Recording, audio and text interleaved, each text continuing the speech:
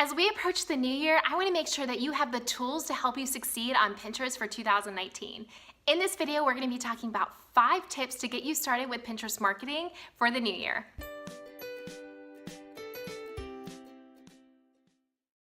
If you're anything like me, I love fresh starts and I love the beginning of the year. It's a great time to establish business goals and really decide what works for your business and what you want to try to do to push the needle forward. Well, I can absolutely say with confidence that Pinterest has been such a valuable player for my business. I've been using the Pinterest platform for over 1.5 years now, and I now have thousands and thousands of sessions per month on my website, grown my email list, as well as grown my client list. Pinterest is a powerhouse. But remember, Pinterest isn't about connecting socially. It's about purpose and planning. And I believe that a purpose and planning, especially when you're creating content, can really pay off by using Pinterest. So let's talk about these 5 tips that are going to help you use Pinterest for 2019. The first step, and a lot of people have done this, is to convert to a business profile. You can easily do this by going to the top right corner and hitting settings and converting to a business profile. And this is important for a couple reasons. Number 1 is you have to have a business profile if you're going to use Pinterest in any business capacity. It is definitely in the terms of service, so make sure that you're using this wisely. The second thing is that a business profile is going to give you access to all kinds of things, and you're also going to get a wealth of information about how your content performs on the Pinterest platform. Now, the second thing, and it can be easily missed, is to confirm your domain on Pinterest. Now, the reason why you want to confirm your domain is that when you confirm your domain on Pinterest, Pinterest can now get metadata from your website. So things that could be metadata is what type of content you're creating. Is it a recipe or is it an article? Or it can also pull the title of that blog post from Pinterest. And that blog post title is really important. You should be using keywords in that title to give more searchability to the Pinterest platform.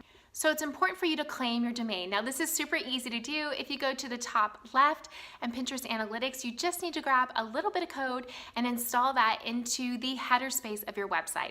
Now, Pinterest has a great tutorial on how to do this, so if you head to the blog post for this video, you can find the link there and learn how to confirm your domain. The third tip, and it's relatively new to the platform, is to confirm both your Etsy, your Instagram, and your YouTube account with your Pinterest profile. Now, the reason why this is important is you're now going to get attribution, or a fancy word for credit, for any content that people pin from those platforms that belongs to you onto the Pinterest platform, but you're also going to be able to cross-pollinate your marketing efforts.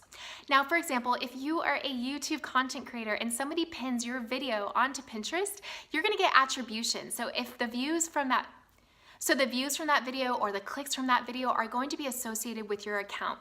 They're going to raise your monthly viewers, they're going to raise your impressions, and they're also going to raise the way that people intake your content. If you are a shop owner on Etsy, I love this tool. So now people can pin products from Etsy to Pinterest, and you know that they are because you see it all the time. You can now get attribution for the way those products perform on the Pinterest platform. The same is true for Instagram, and people are often saving Instagram ideas onto Pinterest. I see it every single day with my clients, and again, you're going to get that attribution. So I love this new tool on Pinterest, and I think it's a valuable way to cross-pollinate. Speaking of cross-pollination, what I mean is that now people can discover your other platforms as a Pinterest user. So say you are a wedding planner, a wedding photographer, somebody might discover a picture that you took from a wedding on the Pinterest platform, click over to your Instagram site, become a follower of you there, watch your Instagram stories, fall in love with you, and book you. So I love the way that Pinterest is now going to increase those marketing touches for your business. They often say that it takes 7 different touches for someone to become a customer, and this is going to increase the way that someone gets to know you. Maybe they discover you on Pinterest, but now they fall in love with you with the way that you treat your clients on Instagram. I love this new feature. The next thing is you're gonna have to learn how to create pins. Now, I know a lot of people really struggle with this. There's so many great tools out there for you that can make this super simple. In my own business, I use Photoshop and I use Canva, but I think Canva is a great place to start. On Canva, they actually have pre-made Pinterest templates. They're super easy to do. So my recommendation is to get on Canva and choose some of the pins that really associate with your branding and with your ideas. Grab some great stock photography from like the SE Stock Shop or even on Creative Market. Create something that really represents your brand, pop in a logo in the bottom center, and write compelling text overlay on the pin. Text overlay gives the Pinterest user context. It tells them that if they click over, they're gonna find the types of ideas represented on the pin. But make sure you feel comfortable. Right now, Pinterest is recommending the 2:3 ratio, or 1000 by 1500 pixels. I think for 2019, you just need to practice creating those pins and learn which pins are really driving the traffic back to your website, and to just reuse those templates as you change your ideas and your blog post. My last tip, easier said than done, is to make sure you're creating fresh content regularly and you automate it. So if all you can do is create one blog post a month, then commit to it and make sure that you do it. I myself committed to writing a blog post once a week for over a year now, and I have to say, I'm hooked. And the reason why I'm hooked is I've seen the results.